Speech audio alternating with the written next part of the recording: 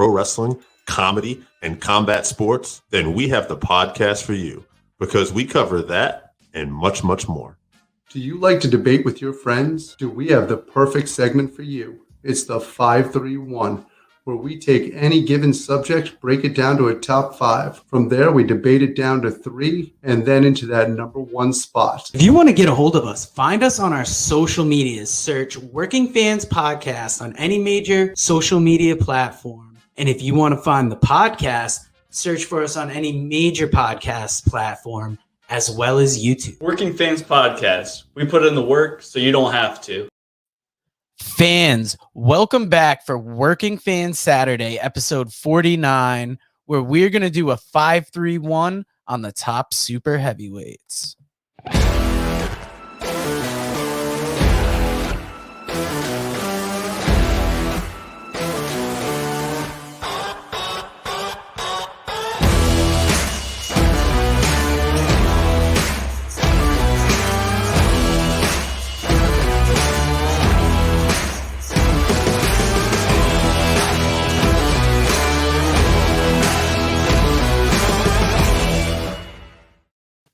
Fans, this week on Working Fans Saturday, it's the man they call Dave, producer Joe sitting in for AJ Strange Brew.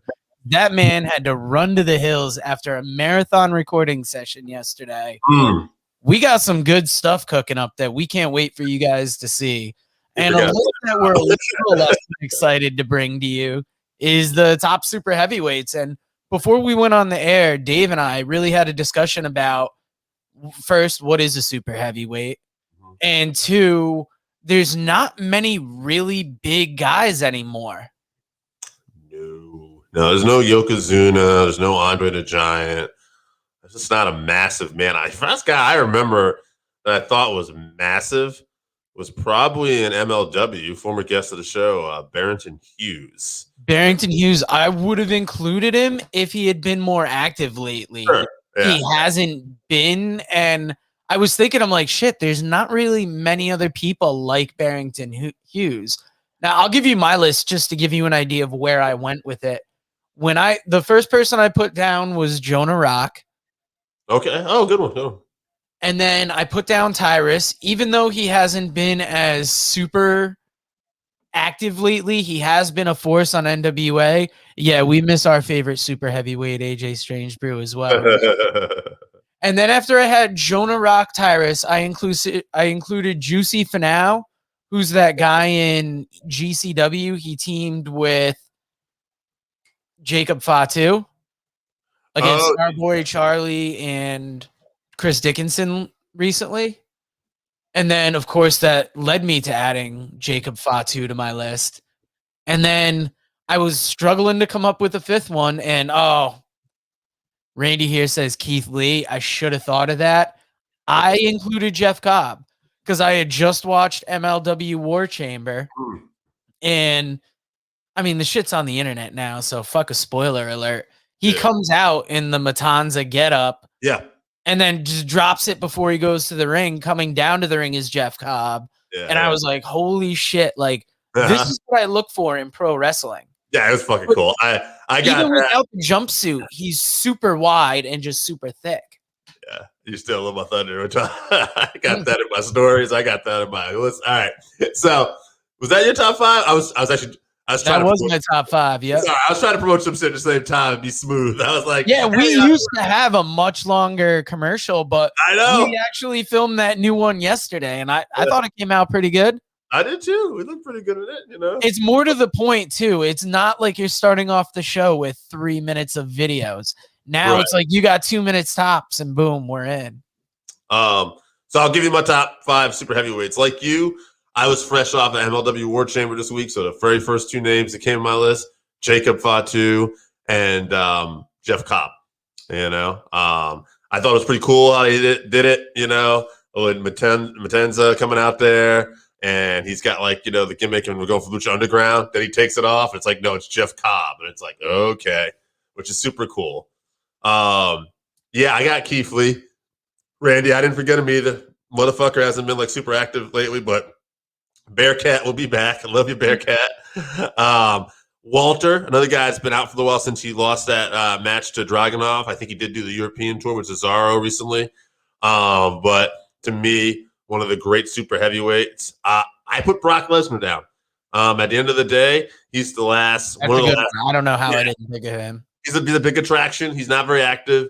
And if you're not like following WWE or think about WWE a lot, I could see where he kind of gets off the radar. Randy Cross is a good one too. Now, Randy, before we move on from the top 5 of super heavyweights, give us your top 5 list while we're waiting. And, we'll kill some time before we move on to our top 5 of the week. But yeah, I was going to say PCO would have been a good one too. Oh, he is another good one. He's one of those guys been in Ring of Honor, so he didn't even like fully come to mind.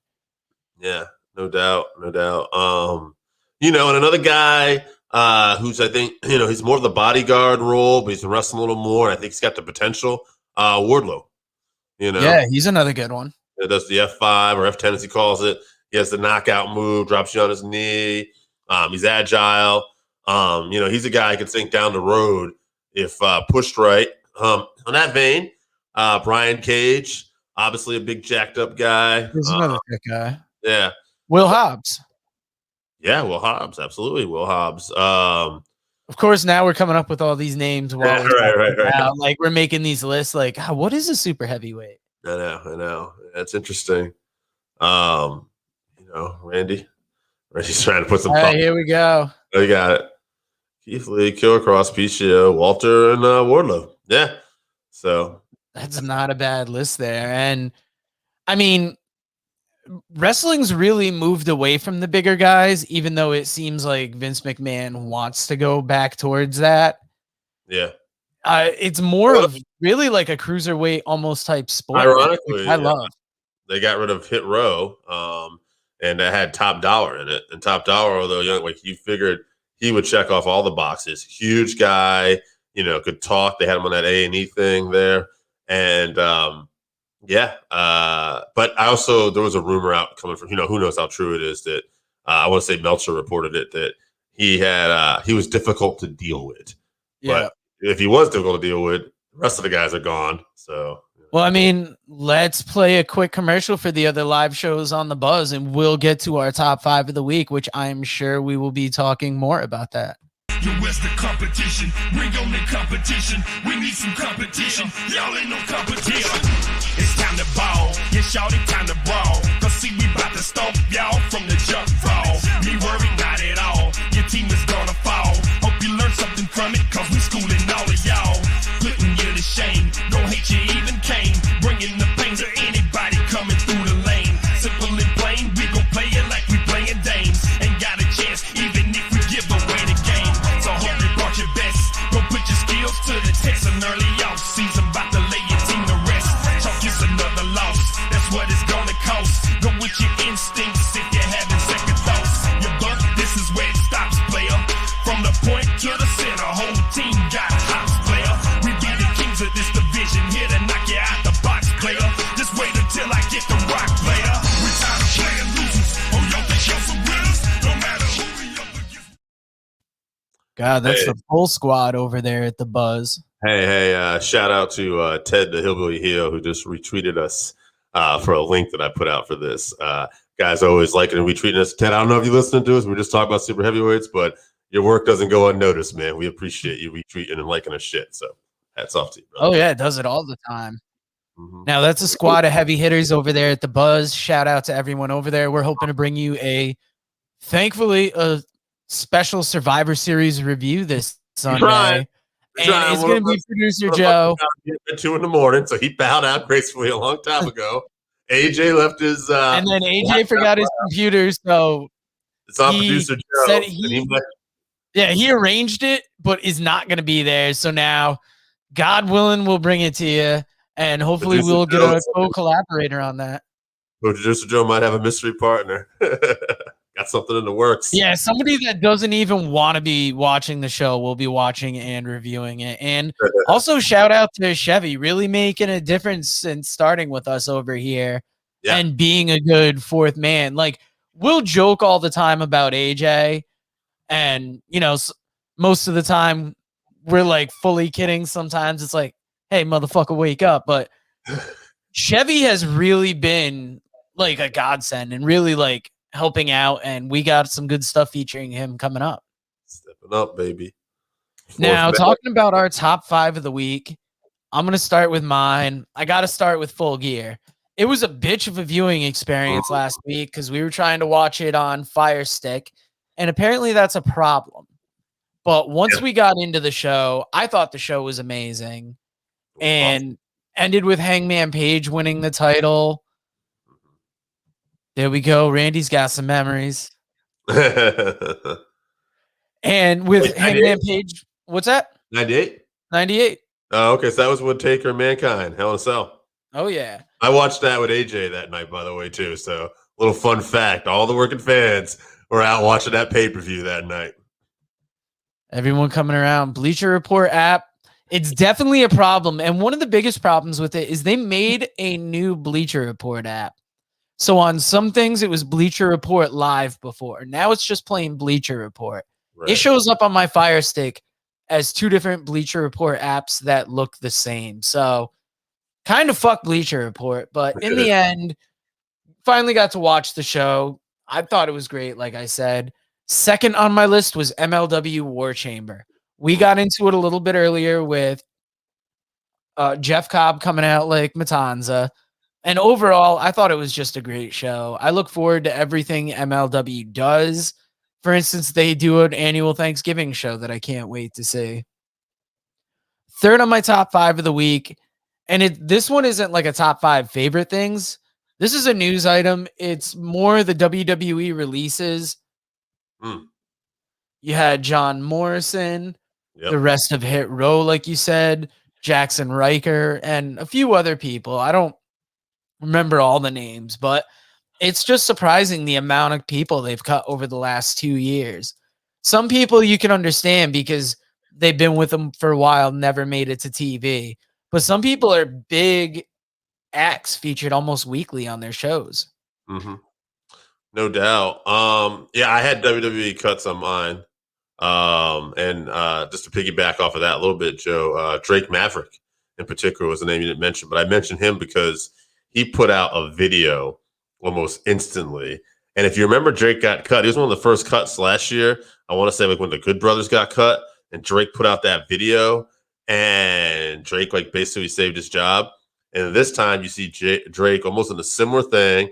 Might have even been the same video, except for this time he films like himself coming to him, talk himself and saying, hey, snap out of it. We've been here before. We know what we're doing. Everything they've ever given you, you turn to gold. You want to be a manager? You make it gold. They want you to chase around a belt 24/7. You make it gold. He says, they want you he says, they fired you and you made it gold. He said, so you're ready. Let's go out there and get it. And I thought, fucking brilliant. John Cena even like retweeted it like early on when this happened. And, you know, obviously still works with WWE. And he said, follow this brilliant performer. And, you know, this is gold. I thought, what can you say? Yeah, 100%. Now, number 4 on my top 5 of the list this week, we recorded our first wrestling commentary for a while for Knockout Wrestling Vengeance Part 1. I just got the file in my messenger today, so I will see when we can post it.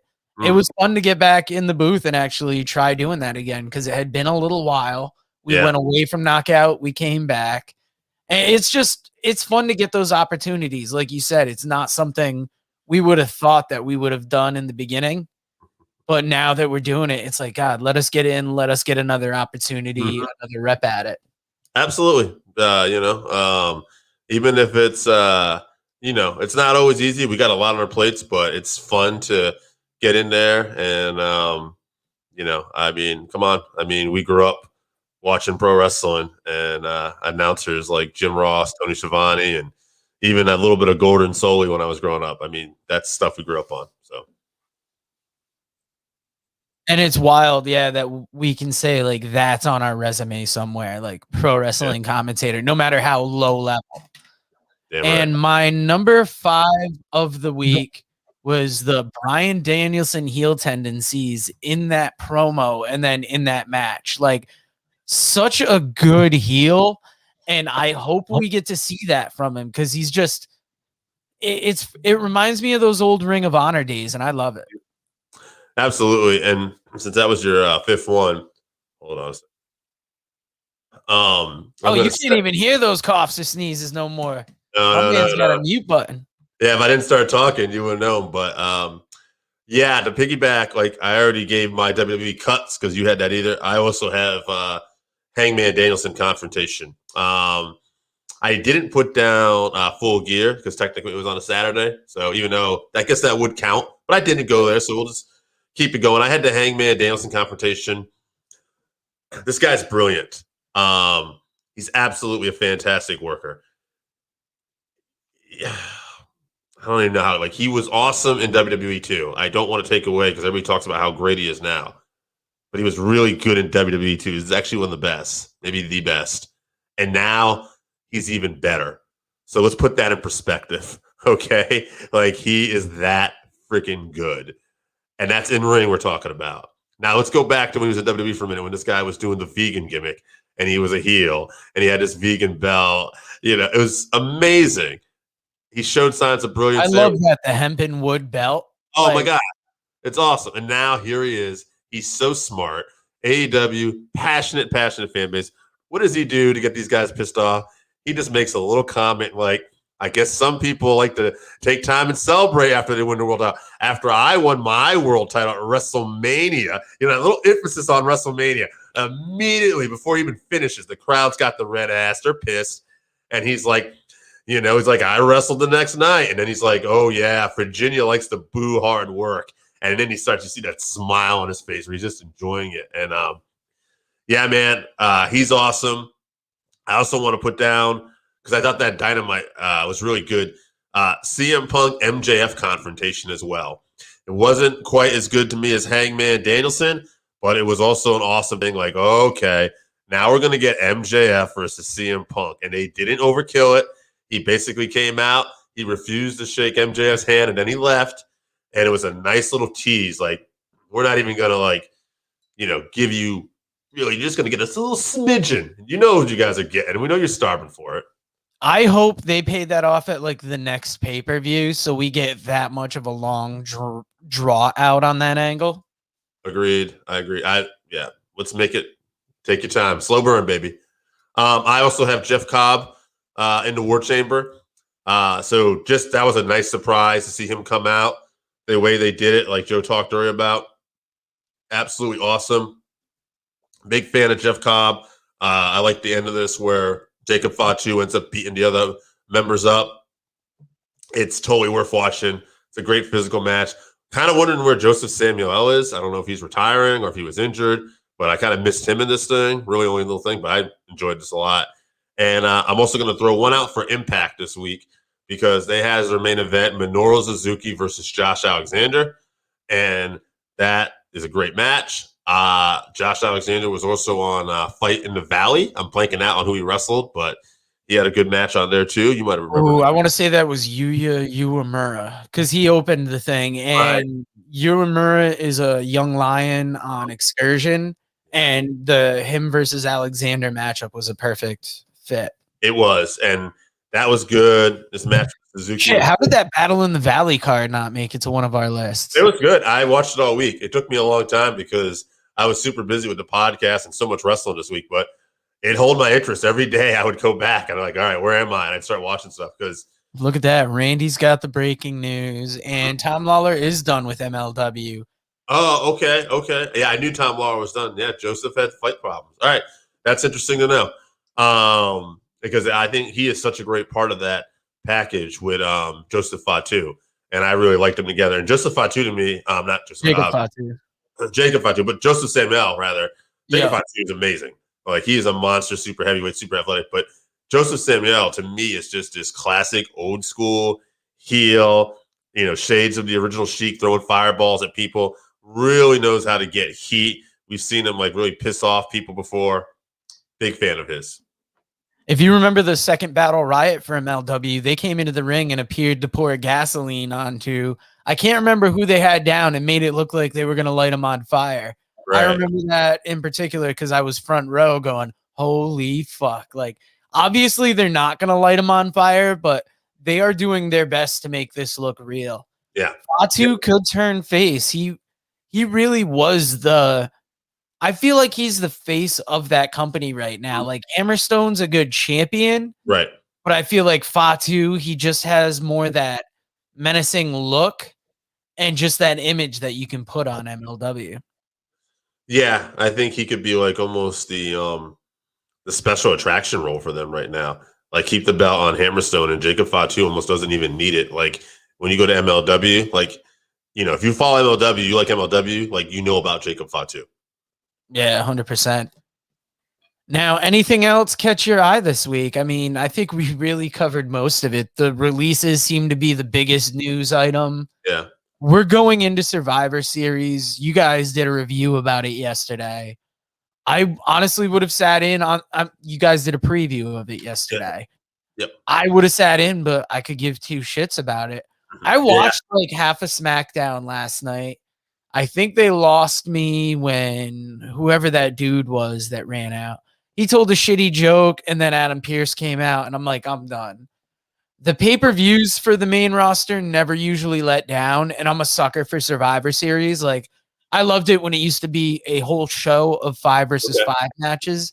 Now it's just a single 5 versus 5 match. So me and AJ I'm were watching talking it. I'm reviewing it. We'll see how it goes. Yeah, me and AJ talked about it. It's more like for us, and maybe because we still follow the product a little bit. AJ a little more than me, honestly. But I like stakes, and that's the one thing this is kind of missing for me is stakes. But if you're going into it and you're just looking for some good wrestling, there are some good matches on the show.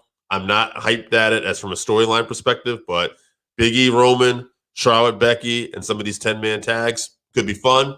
So if you're just looking to like chill out, I'd say it could be a fun show. If you're looking at this like, oh man, I can't wait to see what they're going to do next, maybe take the night off because they surprised me. And Randy was right. SmackDown was in Hartford last night. Yeah. Makes sense because Survivor Series is at the Barclays Center in Brooklyn. I'm just hoping to be pleasantly surprised and at least base level entertained. I know I'm not going to be blown away by anything. I just hope it's not horrible. No, I think my personal enthusiasm. Yeah, and my personal enthusiasm for the WWE is just at an all-time low. Like when you're letting go people that you should have knocked it out of the park with. I don't watch NXT as appointment viewing as much as I used to. And even when I watch it now, I watch it like I watched SmackDown last night. I'll watch till there's something that I'm like, nah, I'm just not going to do it after that. And there's always something that comes early. Yeah, no, honestly, I think at this point, I used to make fun of Raw all the time. Some weeks since they did this draft thing, like Raw's actually been a better show, and that's a struggle because that's 3 hours. But SmackDown, I think, I don't know. I want to say if they've had 3 or 4 episodes, it's like 50-50 right now. There've been a couple good ones, a couple bad ones, but they used to be a little more consistent. And NXT has fallen so far off the radar now with this stuff. I mean, I can find a few bright spots if I try. I keep up with it. But, man, that fast forward button is pretty handy on my remote right now these days when I watch that shit. Yeah, and there you see Randy brought up Impact as Turning Point tonight. I didn't even realize that. I might watch it. You guys actually, after listening to the Combat Cast so much lately, you've gotten me into watching the fight nights. And I try and catch the early prelims just to watch as much fighting as I can to try and get into it. And I'm actually more excited for that today, that card. Yeah. The prelims start at 3, main card at 6, right? That's right. Me and Chevy doing the work. We got producer Joe in this now.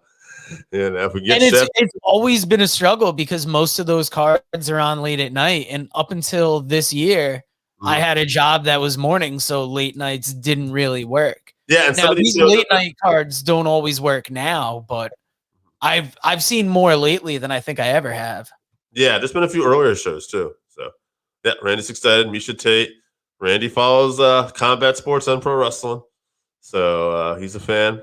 But yeah, Misha Tate. I'll pick for not going to do predictions, but yeah, I'll say she gets it done today. Now, just for people that might be light MMA fans that we don't ever really discuss it here, what are a couple of the other fights on the card that you're looking forward to? The other fight, I'm not like really big into this card overall, but I would say one other fight is the co-main event. Mike Chiesa and Sean Brady. Brady's 14-0, but Chiesa is a guy who was a contender at lightweight, always a top 10, kind of top 15 guy. He went to welterweight. He was like 3-4-0, looked dominant, and then he ran into a guy named Vincent Luque, and Luque caught him. And this is Chiesa's first fight back since that loss, and he's looking to get back on track. He's a top 10 guy, and here's Brady, who's 14-0, and this will be his biggest test. So it'll be interesting to see. It's almost like they're not doing either one a favor. Like, Chiesa's coming off that loss. You think they'd maybe try to help him out, give him an easier opponent, but nope, you're getting this undefeated guy. And as for Brady, it's like, yeah, you're undefeated, but you're getting Chiesa, like this big, strong wrestler guy who can take you down. In case y'all forgot, Josh DeBoer, baby, Cody Rhodes, he loves him. Josh, man, we hope you're doing well, though. Yeah, it is on ESPN Plus, ready. Now, I got to cut you off there for a preview, because if you go over to our YouTube right now, we have the preview up there where the man they call Dave and Chevy at Cheveroonie on Twitch review that card. And guys, we will talk to you again next week, and have a good week. Get fucked. Thanksgiving's Thursday. Woo!